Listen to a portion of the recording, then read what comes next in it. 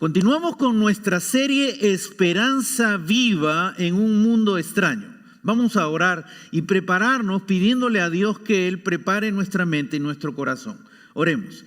Dios que estás en los cielos, te damos gracias por este día. Gracias, Señor, porque estamos aquí para llenarnos de tu palabra, llenarnos de tu presencia. Tú conoces cómo hemos llegado hoy a este lugar. Sé tú preparándonos para recibir el mensaje que tú tienes para nosotros hoy. Te lo pedimos en el nombre poderoso de Jesús. Amén. Amén. No sé si alguna vez has pensado que ya no puedes más y que necesitas tomar el camino de renunciar. Has pensado que ya estás agotado, has pensado que has dado todo y que la única salida que ves es renunciar. Hay situaciones en la vida donde muchas personas están considerando las dificultades, las adversidades que tienen y no pueden más, ¿no? Hay muchos negocios que se han cerrado en el mundo, que ya no han podido, y el camino que han visto es renunciar al sueño que tuvieron un día y tuvieron que dejarlo por las circunstancias que se presentaron, que fueron demasiado fuertes, y al final no es que quisieron, pero vieron la salida difícil y dolorosa de renunciar. Hay muchas cosas en la vida que uno va a veces renunciar, y Pedro escribe una carta a gente que está sufriendo. Es gente cristiana que está experimentando lo que es el dolor y lo que es el sufrimiento por haber puesto su fe en Jesús. Y Pedro sabe muy bien que ellos están experimentando la pérdida de esperanza. Ellos están experimentando el no ver salida a la situación que están viviendo. Ellos empezaron a experimentar el sufrimiento y probablemente pudieron pensar, si dejo la fe, quizá me libro de este sufrimiento terrible que ha llegado a mi vida. Así que Pedro escribe esta carta a ellos. Y no solamente Pedro les va a animar a no renunciar, que no renuncien a su fe, sino Pedro les va a retar a cómo vivir su fe en la tierra, cómo caminar, cómo vivir nuestra vida con Dios aquí en la tierra. Y hoy día vamos a abrir Primera de Pedro capítulo 2 y vamos a ver desde el versículo 11 hasta el versículo 25 lo que Pedro está hablando a esos cristianos que están experimentando sufrimiento. Y miremos cómo comienza Primera de Pedro capítulo 2 versículo 11. Y dice así Pedro: queridos hermanos, les ruego como a extranjeros y peregrinos en este mundo que se aparten de los deseos pecaminosos que combaten contra la vida. Pedro abre su corazón a estos cristianos y Pedro empieza con palabras de amor y le dice: queridos hermanos. Pedro muestra el cariño, el amor, el afecto que tiene por ellos. Y empieza con palabras de amor, le afirma el amor que él siente por estos cristianos que están pasando momentos difíciles. Y va a decirles algo. Yo los quiero mucho, y va a empezar a decirles algo y dice: les ruego como a extranjeros y peregrinos en este mundo, y empieza a decirles no de su sufrimiento, sino quiénes son ellos. Y les dice claramente que ellos son ¿qué? Extranjeros y peregrinos. Entiendan en primer lugar que ustedes aquí en este mundo, aquí en la tierra, su identidad es extranjero y peregrino. ¿Qué está diciendo Pedro? Realmente ustedes están de paso por aquí. Tienen un reino al que pertenecen y al que van a ir, un reino superior. Entonces, como extranjeros y peregrinos, vivan conforme a su nueva identidad que tienen en Cristo. Cuando tú y yo nos miramos, nos miramos como extranjeros de este mundo. No estoy hablando de un país, sino del mundo en general, sea donde sea México, Perú, Chile, Guatemala, lo que sea. Nos sentimos extranjeros. Realmente entendemos y nos vemos a nosotros como personas de paso por esta tierra. Y Pedro ya se los dijo al comienzo, en el capítulo 1. Pero quiero que te des cuenta que Pedro ahora nuevamente les vuelve a decir, quiero que entiendan nuevamente que ustedes son extranjeros y peregrinos, porque no es fácil entenderlo. Empezamos a ubicarnos en este mundo y a pensar que este mundo realmente es nuestro destino, cuando este mundo no es tu destino final.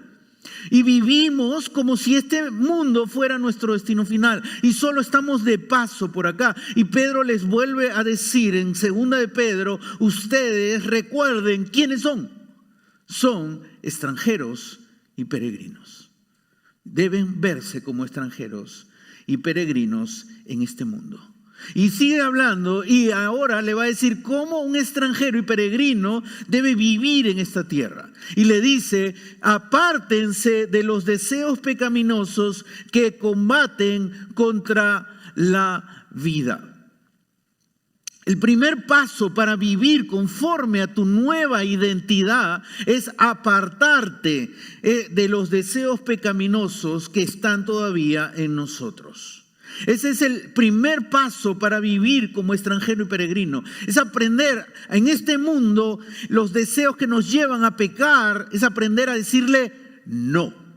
Aprende a decirle no, a no rendirte a los deseos que te quieren llevar a pecar. Toda tentación que va a llegar a tu vida no es pecado hasta que tú le dices sí. Sigue siendo tentación. Las tentaciones que vienen hacia nosotros en este mundo van a llegar y siguen siendo tentación hasta el momento que tú y yo le decimos sí y le abrimos la puerta, y en ese momento esa tentación se vuelve pecado. Y Pedro está diciendo, no permitan que esos deseos los lleven a pecar. Entonces, la tentación no es pecado. Cuando tú y yo nos rendimos a esos deseos, ahí es donde tú y yo estamos pecando. Vive conforme a tu nueva identidad, diciéndole no a los deseos pecaminosos que combaten dentro de ti. Ahora, ¿qué deseos pecaminosos podrían haber en esta gente que está sufriendo? Ahora recuerda, Pedro escribe a gente que vive en un lugar donde había inmoralidad en gran extremo. Ellos podrían pensar en renunciar a su fe y regresar a la inmoralidad que vivían antes. Podría ser una posibilidad, no sabemos. Otra posibilidad que puedo imaginarme, no lo dice el texto, solo digo lo que pienso, que me imagino, es que ellos estaban siendo torturados, maltratados, asesinados por gente romana. Podía haber en el corazón de ellos que odio, venganza, resentimiento. Y Pedro les está diciendo, inclusive saquen eso de su corazón. Había un hombre que vivía en Argentina. Este hombre tenía varios hermanos. Lamentablemente murieron y solo le quedó un hermano. ¿Cómo amaba a su hermano que le había quedado? Lo quería grandemente. Un día su hermano pide un taxi para ir a un lugar y no aparece. Lamentablemente el taxista le robó y finalmente lo asesinó. La policía encontró el cadáver y encontró que eso era un asesinato. Y encontraron al asesino, lo juzgaron y lo metieron a la cárcel. El hermano estaba con un odio contra este hombre por haberle robado su hermano que le quedaba en la tierra. Hasta que un día Cristo llegó a su vida. llegó a su corazón y él empezó a leer la Biblia. Por primera vez estaba leyendo la palabra. Y cuando estaba leyendo la Biblia, encuentra un versículo donde dice: amen a sus enemigos, bendigan a los que los maldicen, oren por los que os calumnien y os ultrajen.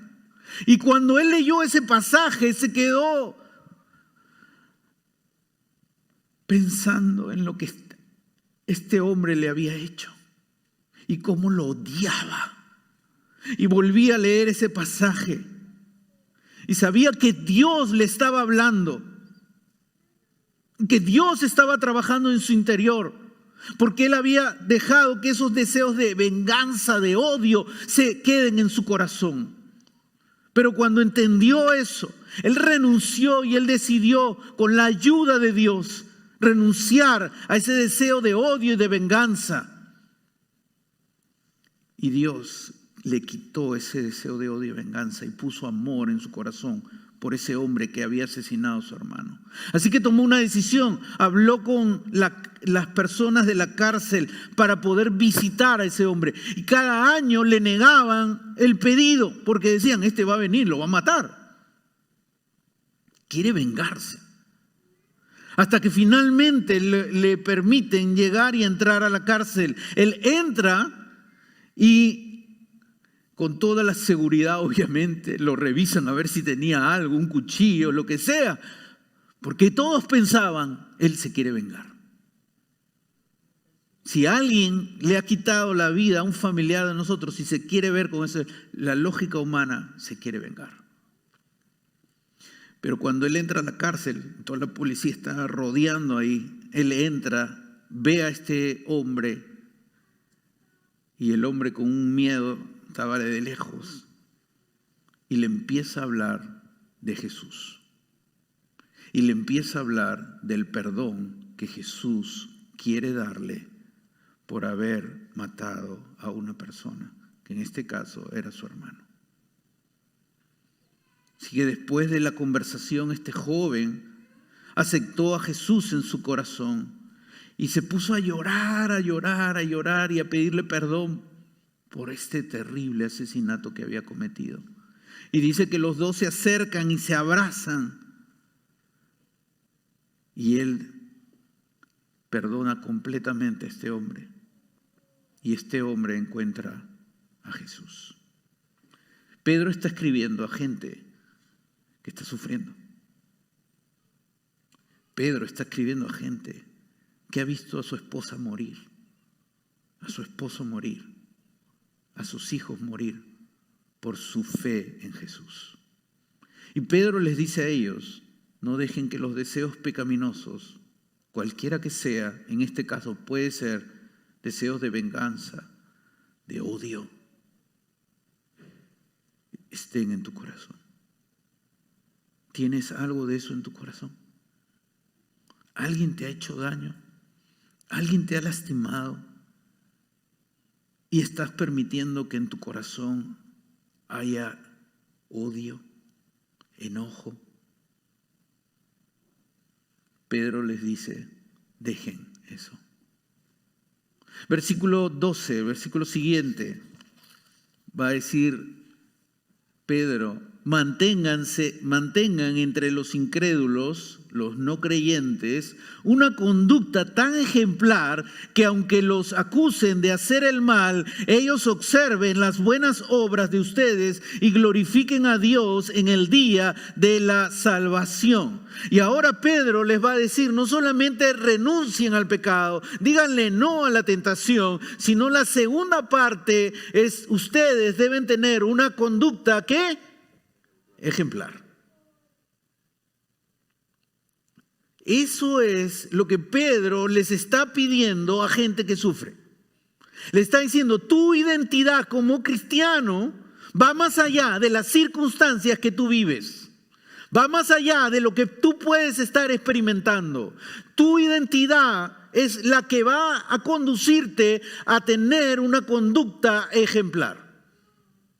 Y Pedro los reta a ellos a tener una conducta ejemplar frente a la gente que no es cristiana. La gente que no es cristiana, más que nuestras bonitas palabras, lo que les impacta es tu transformación por haber encontrado a Cristo Jesús. Nuestra conducta es la que va a impactar en la gente que no conoce a Cristo. Dice que una vez estaba Alejandro Magno, un gran guerrero, encontró a uno de sus soldados durmiendo. Y él se acerca hacia el soldado y le dice: ¿cómo te llamas? Y el soldado, todo asustado, lo mira y le dice: me llamo Alejandro. Cuando Alejandro el Magno escucha que se llama Alejandro como él, su tocayo, como dicen algunos países, le vuelve a preguntar: ¿cómo te llamas? Alejandro.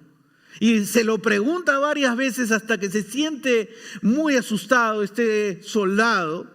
Y Alejandro el Magno le dice: o cambias de comportamiento o te cambias de nombre, pero no vas a llevar el nombre de Alejandro así, con flojo y vago. Nosotros nos llamamos cristianos. No es un título, no es un label. La palabra cristiano viene de Cristo y significa que Cristo habita en tu corazón, en mi corazón. Y como cristianos reflejamos a Cristo en el mundo. Y eso es lo que Pedro les está diciendo a ellos.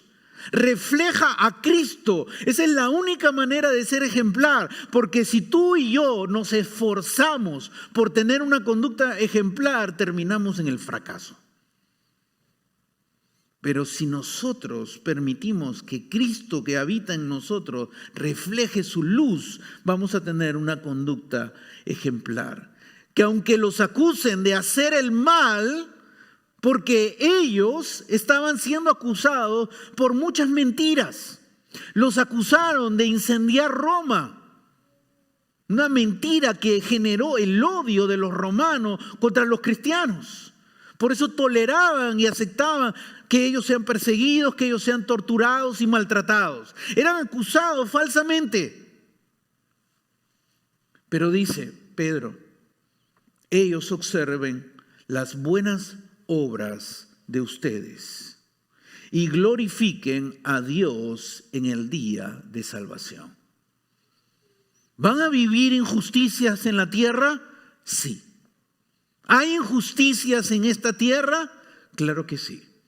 Un abogado que se especializa en casos de injusticia estaba dando una charla y explicando cuánta gente está en la cárcel de manera injusta.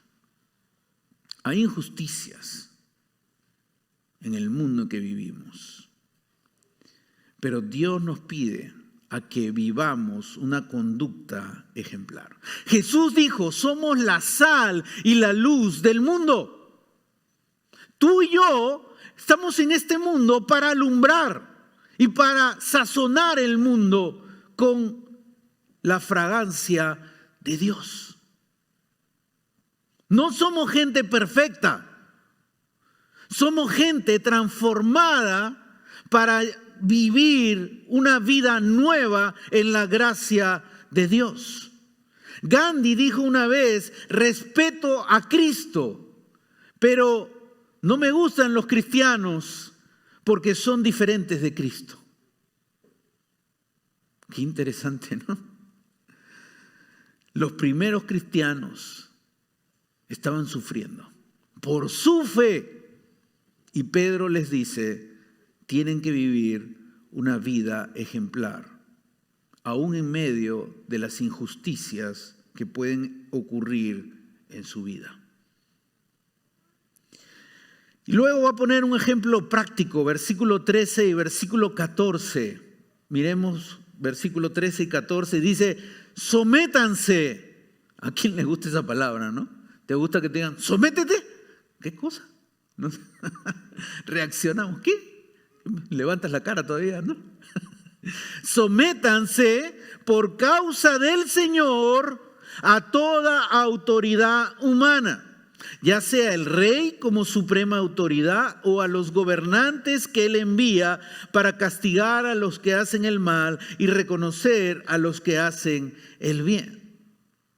Y una parte práctica que les está diciendo es: su conducta en la sociedad tiene que ser diferente de los demás. Ustedes sométanse por causa de Dios a toda autoridad, gobierno o autoridad local que ha sido puesta por Dios para traer orden.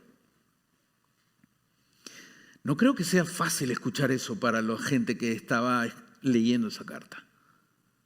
Sométanse a las autoridades. Nerón era autoridad en esa época. Nerón no era un emperador que amaba a los cristianos, sino al contrario. Inventó la acusación de que ellos habían incendiado Roma. Y Pedro les está diciendo: ustedes sean ciudadanos ejemplares en la tierra. ¿Cómo es nuestra vida acá en la tierra? Cuando nos observan, cuando nos ven, ¿cómo nos ven? ¿Como ciudadanos ejemplares aquí en la tierra? ¿O nos ven igual? Tomamos cosas, llegamos tarde, no respetamos a las autoridades. ¿Cómo es nuestra conducta? Yo recuerdo en la antigüedad, cuando era muy joven, muchos empresarios buscaban cristianos para contratarlos, justamente porque llegaban temprano, porque respetaban las leyes, eran gente que cumplía su trabajo bien y moral. Pero luego, pasados los años, cuando yo conversé con algunos empresarios, me decían: ya no los quiero, pues son peor. Y Pedro está diciendo: ¿cómo es nuestra conducta en la sociedad? Debemos impactar en medio de la sociedad que Dios nos ha puesto.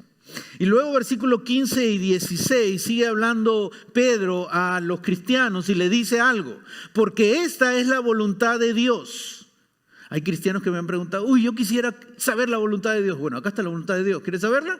Muy sencillo. Dice que practicando el bien hagan callar la ignorancia de los insensatos. Eso es como actuar como personas libres que no se valen de su libertad para disimular la maldad, sino que viven como siervos de Dios. La voluntad de Dios, el deseo de Dios para tu vida y para mi vida es que practiquemos el bien. Hemos sido transformados, hemos sido cambiados por Dios para practicar el bien en esta tierra. Esa es la transformación que Dios quiere hacer en nuestra vida y quiere que nosotros reflejemos eso en el mundo. Que hagamos el bien a todos y así podamos callar a las falsas acusaciones. Tú y yo podemos practicar el bien porque Dios obró en nosotros. Y Dios, que ha obrado en nuestra vida, nos lleva a practicar el bien en la tierra. Y luego va a poner ejemplos prácticos. Versículo 17 va a poner ejemplos prácticos y dice: den a todos el debido respeto, amen a los hermanos, teman a Dios y respeten al rey. Aquí hay 4 cosas que son en imperativo, que quiere decir que son algo que nosotros debemos hacerlo, no hay otro camino. ¿Y cuál es el camino para nosotros? Dice: en primer lugar, respeta a todos. No respetamos a la gente porque tiene más o por su apariencia, sino respetamos a todos porque son criaturas de Dios. Respetas, tratas con respeto a todos. Y luego dice Pedro: amen a los hermanos. Y esto es revolucionario, porque es algo que ellos lograron entender y vivir. En medio del sufrimiento que ellos experimentaron, aprendieron a amarse los unos a los otros. Aprendieron a apoyarse, asistirse los unos a los otros. Y eso es la iglesia. Y eso es lo que Dios quiere hacer cuando te trae aquí. Quiere que tú conozcas a otros. Quiere que tú te acerques a otros y aprendas a amarlos. Que tú rompas esa parte donde tú vienes solo aquí para escucharte, para ti, luego irte. Dios nos llama a amar a otros. Y algunos decimos, yo no quiero conocer a otros porque así mi vida es más sencilla. No quiero complicaciones. Y Pedro dice, amen a los hermanos. Empieza amando a los hermanos de tu iglesia. Teman a Dios. Caminen en la tierra con un respeto profundo a Dios. Y termina diciendo, respeten al rey. Pone 4 ejemplos de que nosotros debemos practicar el bien. Nuestra vida en la tierra debe ser de esta manera. Y pone 4 ejemplos Pedro aquí en el versículo 17. Luego va a entrar a otro tema más todavía desafiante, versículo 18. Y dice, criados. ¿A quiénes se va a referir? A la gente esclava. Dice que la tercera parte de la gente en Roma eran esclavos, así que había una población de esclavos muy grandes. El esclavo solo obedecía a su amo. Nadie podía hablarle al esclavo y decirle qué hacer. Pedro le habla a los esclavos. Acá lo ponen criados, que suena mejor, ¿no? Pero realmente eran esclavos del primer siglo. Imagínate cómo fueron tratados. Y les dice, sométanse con todo respeto a sus amos. Yo sí respeto. A mis jefes los respeto, porque son buena gente. Vamos a ver qué dice Pedro. No solo a los buenos y comprensivos. Qué agradecidos con Dios cuando te toca un jefe comprensivo y que se porta bien, ¿no? Sino también a los... No quieres decirlo, ¿no? A los insoportables. Porque hay en la tierra, ¿no? Y Pedro está diciendo, respeta a la autoridad que tienes sobre ti. No está tratando el tema de la esclavitud, eso lo podemos hablar en otro momento, pero está hablando del tema del respeto que debemos tener hacia las personas que están en autoridad con nosotros. Y eso Pedro les está hablando a ellos. Versículo 19 y versículo 20. Porque es digno de elogio que por sentido de responsabilidad delante de Dios se soporten las penalidades, aún sufriendo, ¿cómo? Injustamente. Versículo 20. Pero ¿cómo pueden ustedes atribuirse mérito alguno si soportan que los maltraten por hacer el mal? En cambio, si sufren por hacer el bien, eso merece elogio delante de Dios. ¿Vamos a sufrir injusticias en la tierra? Sí. ¿Existen injusticias? Sí. Pero que suframos, dice Dios, si vamos a sufrir, que sufrimos por hacer el bien, no por hacer el mal. Porque no tiene ningún mérito sufrir por hacer el mal. En cambio, si sufren por hacer el bien, eso merece elogio delante de Dios. Y esta gente estaba sufriendo por hacer el bien. Era gente que amaba, era gente que ayudaba y estaban siendo torturados, maltratados y asesinados.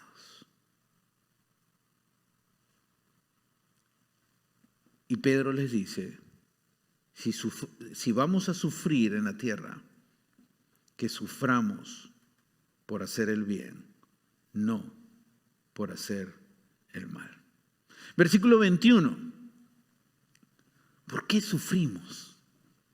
¿A quién de acá le gusta sufrir? Nada, ¿no? Por eso han creado una secta que se llama Pare de Sufrir. Y dice el versículo 21, Pedro, para esto fueron llamados porque Cristo, a quien tú y yo seguimos, Cristo que llegó a nuestra vida, que perdonó nuestros pecados, que es nuestro líder, Cristo sufrió por ustedes. Nuestro líder sufrió por nosotros, dándoles ejemplo para que sigan sus pisadas. Si algo pasa en la vida de los que sufren, es que queremos ser entendidos por alguien. Cuando tú sufres por algo, por una situación específica, algo que tú anhelas y tú deseas, es que alguien te entienda. Que alguien entienda el dolor que tú estás sufriendo, ese dolor específico que tú vives. Y tú piensas que nadie te entiende, porque nadie ha vivido el sufrimiento que tú estás experimentando.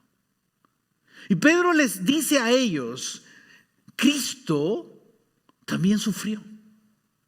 Él sabe lo que es el dolor y Él escogió el sufrimiento, el camino del sufrimiento por nosotros. Él no debió sufrir. No había razón alguna para que Cristo sufra. Pero Él voluntariamente decidió sufrir por ti y por mí para que encontremos la vida eterna en Cristo Jesús. Él sabe lo que es el sufrimiento. Él sabe lo que es el dolor. Él comprende lo que tú pasas por tu dolor y por tu sufrimiento. No pienses como piensas, Cristo es Dios, no me va a entender. Pero Él se hizo hombre y Él entró en esta tierra y experimentó en carne propia el dolor en extremo. Y lo hizo porque te ama. Y aún hoy, Cristo puede entender el sufrimiento que tú estás experimentando. Y eso Pedro les está diciendo a ellos. Nuestro Cristo pasó también por dolor y sufrimiento. Y Él nos entiende. Y nos dio ejemplo para que sigamos sus pisadas. Pedro va a citar Isaías 53, un pasaje maravilloso donde se describe al Mesías que va a sufrir. Y mira lo que dice en el versículo 22 y 23. Él no cometió ningún pecado, está hablando de Jesús, ni hubo engaño en su boca. Cuando proferían insultos contra él, no replicaba con insultos. Cuando padecía, no amenazaba, sino que entregaba a aquel que juzga con justicia, sino que se entregaba a aquel que juzga con justicia. Qué tremendo ejemplo de nuestro Jesús que sufrió aquí en la tierra. No hubo pecado. Nosotros, ¿cuántos pecados hay en nuestra vida? Podemos contar muchos, ¿no? Él no tuvo ni uno. Ni hubo engaño en su boca. ¿Cuántas veces has mentido? No lo digas.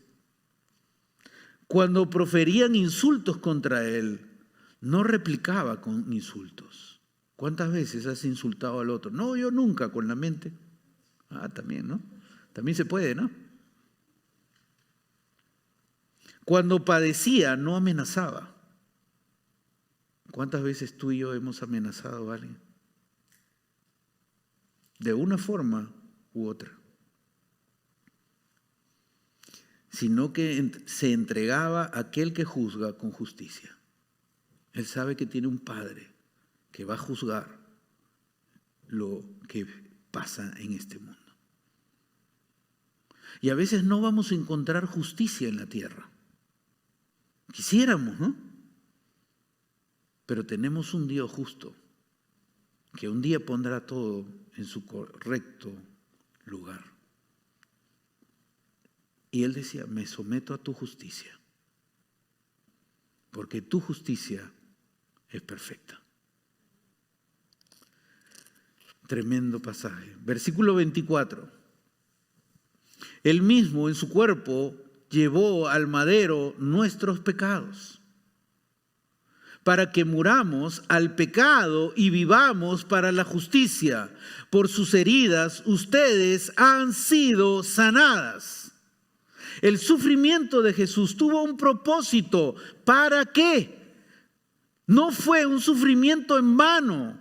Tenía el propósito de hacer algo en ti y en mí. ¿Qué iba a hacer? Para que muramos al pecado, seamos transformados y renunciemos al pecado. Cristo nos iba a cambiar de vida y vivamos muerte y vida. Muerte al pecado, pero vida para la justicia. Vida nueva para vivir para Dios. Por sus heridas, ustedes han sido sanados. Dios ha sanado tu corazón. Te ha limpiado de todo pecado y te ha transformado para una vida nueva. Y eso Pedro les está diciendo a los cristianos del primer siglo. Y ahora nosotros lo estamos leyendo porque Dios nos está hablando a nosotros y nos está diciendo: te he transformado para que renuncies al pecado y para que vivas para mí. Y no hay ninguna justificación, ninguna circunstancia que tú vivas para justificar y tolerar el pecado en tu vida, para que yo tolere el pecado en mi vida. No lo hay. El diablo es astuto. Cuando pasas circunstancias en la vida, el diablo va a poner en tu mente: te lo mereces. Te mereces eso. Te mereces eso. Dios te transformó para que mueras al pecado y para que vivas para Él. Versículo 25. Antes eran ustedes, nosotros, que éramos ovejas descarriadas.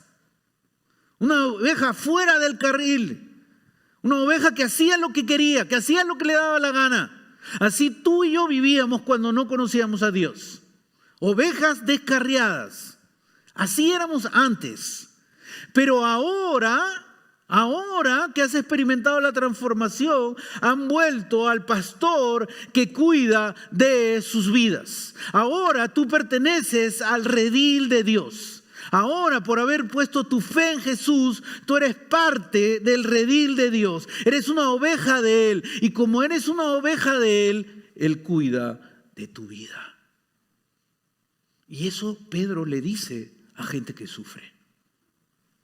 No pienses por lo que estás pasando que Dios no vela por ti, que Dios no cuida de ti, que Dios no obra en ti en medio de tu dolor, en medio de tu dificultad, en medio de lo que padeces. No te rindas, no renuncies a tu fe, no dejes de caminar conmigo, no toleres el pecado. Pedro les está diciendo: tienen al pastor de pastores, que es nuestro Dios. Y ese pastor va a cuidar de ti, pase lo que pase en tu vida. Dios quiere cuidar de tu vida, de tu corazón, de tu mente y de tus sufrimientos que experimentas en la vida. Dios nunca te dejará solo en tu dolor. Dios nunca te dejará solo en tu sufrimiento. En el sufrimiento, recuerda que Dios está a tu lado. ¿Qué pensamos cuando sufrimos? Dios, ¿por qué me dejaste? ¿Por qué me has abandonado, no? ¿Dónde estás? Pedro ha dicho claramente: entiendo tu sufrimiento, porque yo lo padecí, dice Jesús. En el sufrimiento, recuerda que Dios está a tu lado. Pero no solo eso. No te rindas en hacer el bien. ¿De qué vale la pena se podrían decir, seguir adelante en mi fe. Y Pedro les está diciendo en pocas palabras, no te rindas, no regreses a la vida a la que ya no perteneces. Ya no perteneces al mundo, ya no perteneces a tu vida pasada. Tienes una vida nueva, una vida rica, una vida transformada por Dios para vivirla para Él. No renuncies a tu fe por lo que estás viviendo. Qué interesante que esta pandemia nos golpeó, ¿no? No solo acá, al mundo entero. Y la cantidad de gente que ya no va a las iglesias, la cantidad de gente que ya no camina con Dios. Si vieras las estadísticas, te asustas. Vino la pandemia y ¡boom! Las circunstancias mostraron si tu fe es real y es auténtica. Y esta gente caminó con Dios, aún costándole la muerte. No insulto, no burla, la muerte. Porque sabían que pertenecían a un reino superior y que ni la muerte les iba a quitar la vida nueva que ellos tienen en Dios. Pongámonos de pie, por favor.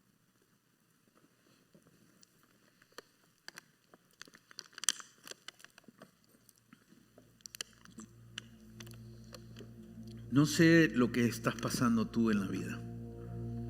No sé qué es tu sufrimiento, no sé qué es tu dolor. Pero Dios sí lo sabe. Cada uno de los que estamos acá experimentamos sufrimiento y dolor en nuestra vida. Y pensamos que cuando venimos a Dios, pues ya somos libres del sufrimiento y del dolor. Y no es verdad. Pero en medio del sufrimiento y en medio del dolor, Dios te quiere hablar. Dios te quiere enseñar lecciones grandes y valiosas para decirte, no te rindas, no renuncies a tu fe, no voltees, no regreses atrás. Mírame, porque voy a cuidar de ti. Recuerda que yo entiendo tu dolor. Recuerda que yo entiendo tu sufrimiento.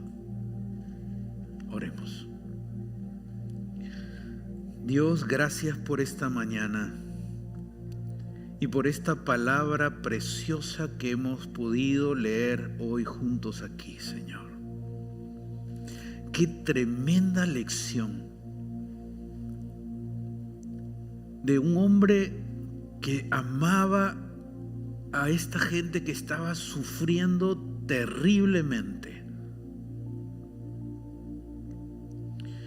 Y cómo pudo llevar palabras tuyas a ellos. Cada uno de los que estamos aquí hoy, Señor, sabemos lo que es el sufrimiento y lo que es el dolor. Y cuando pasamos el sufrimiento y el dolor, vienen ideas equivocadas a nuestra mente, vienen emociones que nos engañan y a veces tomamos decisiones que nos llevan por el camino equivocado.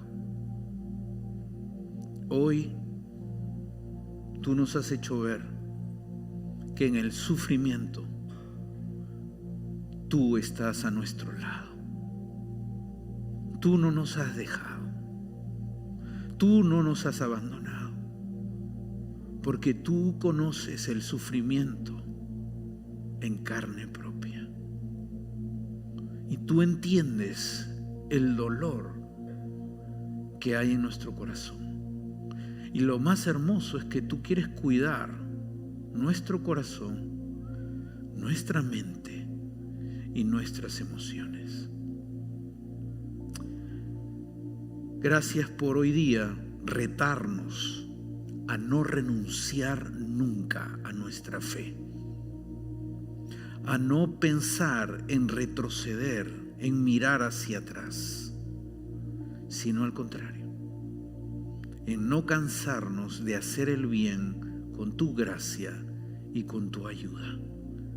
Que practiquemos el bien en este mundo que tanto necesita de tu luz y de tu sabor.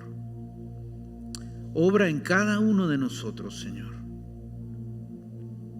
Que salgamos de aquí llenos de ti, llenos de tu paz, llenos de tu presencia, decididos a caminar contigo en esta semana que empezamos hoy. Te bendecimos, te alabamos en el nombre de Jesús. Amén.